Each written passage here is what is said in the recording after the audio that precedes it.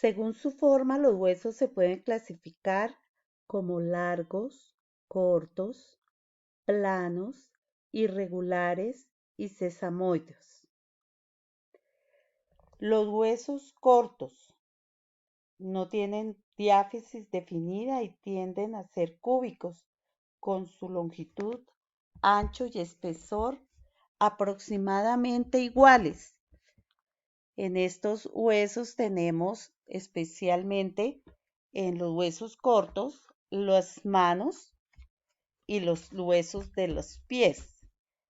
En las manos las falanges, que se dividen en tres falanges, falanginas y falangetas.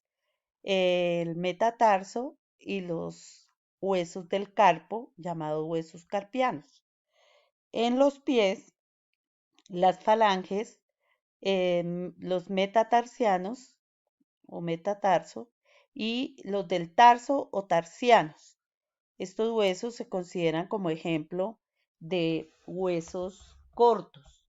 Están compuestos principalmente de un tejido esponjoso cubierto por una delgada capa de hueso compacto.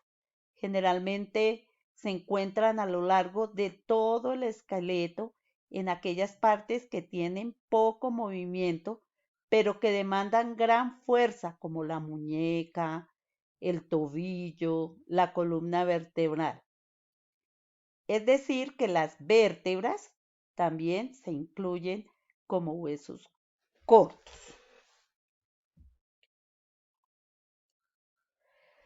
Los huesos planos. Los huesos planos tenemos que se caracterizan especialmente por cubrir o proteger diferentes órganos del cuerpo. Estos son delgados, generalmente anchos y de poco espesor. Están compuestos por una delgada capa de hueso compacto que rodea y protege el interior, que está hecho de hueso esponjoso. Generalmente tiene formas curvadas y se encuentran en lugares del cuerpo que tienen pues poco movimiento, pero especialmente, como les decía ahorita, su función es en ciertos casos proteger los órganos que están aquí, por ejemplo, que son el pulmón y el corazón o el estómago en este caso. Mm, el omoplato pues no protege a ninguno de los órganos, se encuentra por encima de la, del tórax, pero también se considera como un hueso plano. Los huesos largos. Los huesos largos especialmente son los de las extremidades superiores y las extremidades inferiores. Son duros, densos, anchos, algunos son anchos y especialmente le dan la resistencia y la estructura y la movilidad.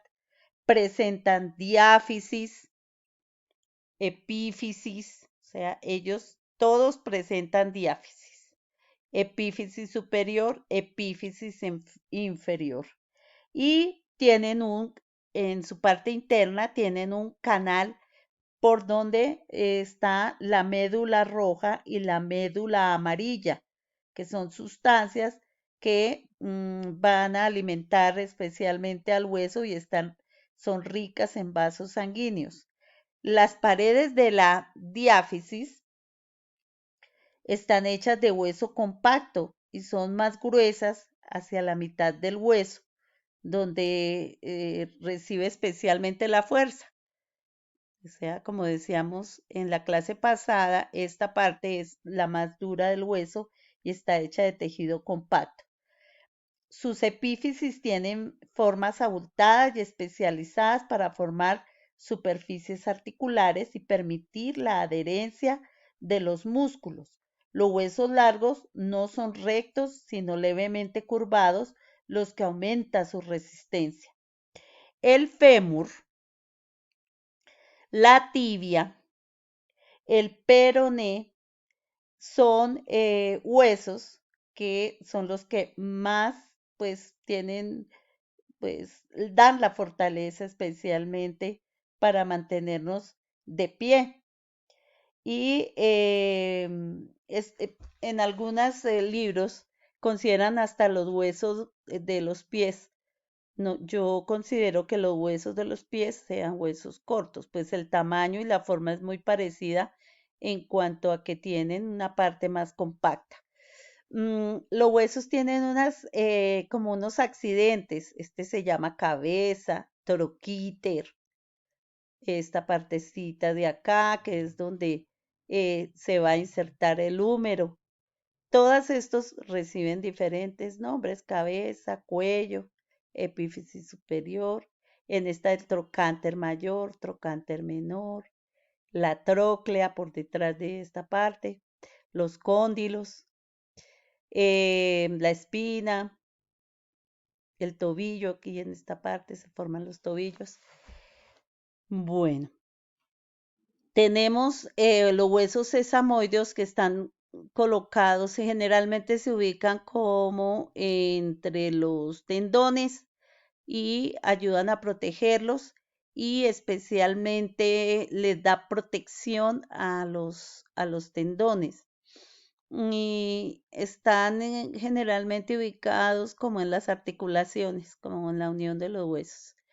El, pues el cuerpo humano posee 206 huesos y tiene unos huesecillos al nivel del oído que se llaman martillo, yunque, estribo y lenticular. El esqueleto se divide en dos: uno que es como la parte central, que es el axial, y otro que hace parte de los mm, extremidades superiores y de las extremidades inferiores, que es el esqueleto apendicular. Aquí lo podemos observar mejor: el esqueleto humano, cómo se divide: axial y apendicular. El axial, la cabeza, el cuello y el tronco. Apendicular, miembros superiores, miembros inferiores, incluyendo la cintura escapular como al nivel del hombro y la cintura pélvica como al nivel de la cadera. Y aquí tenemos como algunos de los nombres de los huesos. Tenemos el cráneo, que es el que protege el cerebro.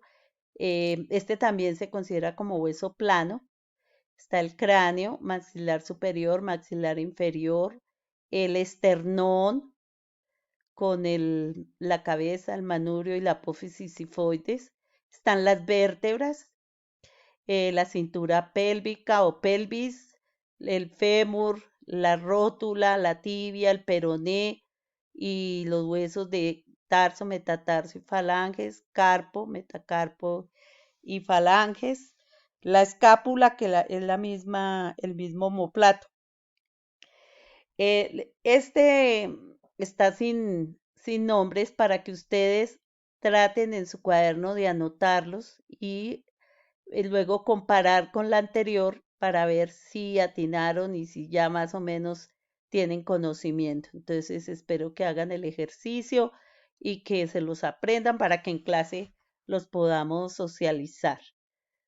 También tenemos que el cráneo tiene su parte, digamos que inferior. Esta es la parte de abajo, la base del cráneo, donde está el palatino, están el esfenoides y estas alas mayores del esfenoides que van por encima de este arco que se llama arco cigomático. Y aquí tenemos el agujero occipital, por donde ya aquí en esta parte se va a conectar la columna vertebral. El, el cráneo es como la unión de varios huesos planos. Entonces, frontal, parietal, temporal, occipital. Frontal, parietal, temporal y occipital. Apófisis mastoidea, apófisis estiloide, maxilar inferior, maxilar superior, nasal, lacrimal, etmoides.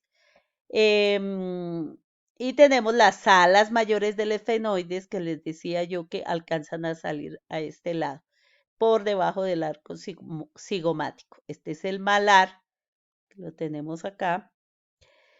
Ahora el ejercicio es decirlo y mirar a ver, anotan el número 9 que le pusieron, el número 10 que le pusieron y comparan con el anterior. Entonces vamos a hacer el ejercicio frontal, parietal, occipital, temporal, arco cigomático, apófisis mastoidea, apófisis estiloides, maxilar superior, maxilar inferior, malar, nasal, lacrimal, etmoides. Con esto hemos empezado ya el estudio de las partes importantes del esqueleto. Continuaremos en la siguiente clase estudiando cada uno de los huesos por separado.